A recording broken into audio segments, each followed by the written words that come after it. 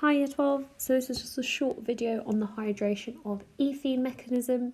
So there's two ways that ethene could be hydrated. One is using sulfuric acid, where you end up with an intermediate.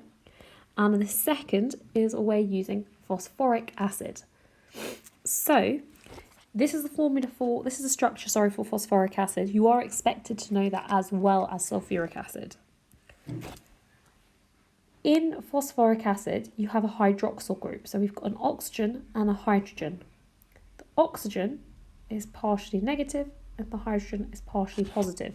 This you know from when we looked at structure and bonding, when we looked at electronegativity. If we've got the carbon-to-carbon double bond in the alkene, that is an area of high electron density, meaning it's an area that's quite negative. As a result, that area of negativity is going to attack the hydrogen.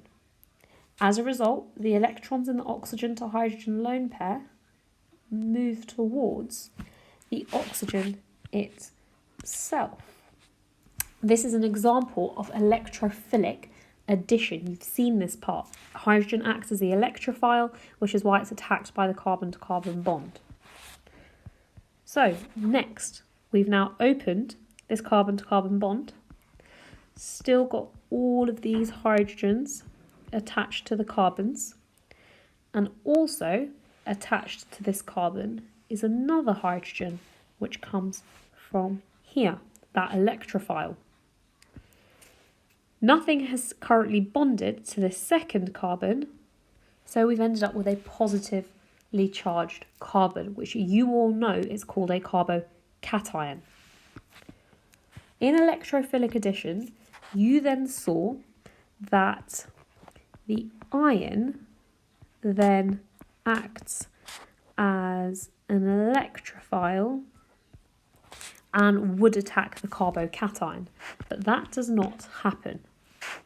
All of this is done in an acid catalyst, meaning that there is also water present, because it's an acid.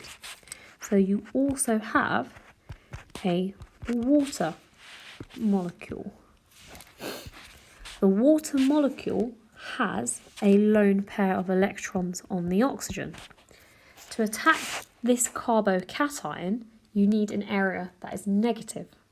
So the lone pair of electrons on the water attacks the positively charged carbon, not the phosphoric acid ion. So now what you've ended up with is we've still got these carbons and these hydrogens, but we also have this water molecule attached to the carbon as well. So let's attach the water molecule. You know oxygen is in group 6, therefore it can form 2 single covalent bonds. Over here it's formed 3, so we've got a positively charged molecule. You know that we need to form an alcohol, meaning we need to remove one of these hydrogen atoms. Also present in this is the water, which we used over here, but also now we have this. So if we draw that out again, apologies, like I said, I'll get more skilled at this, but not just yet.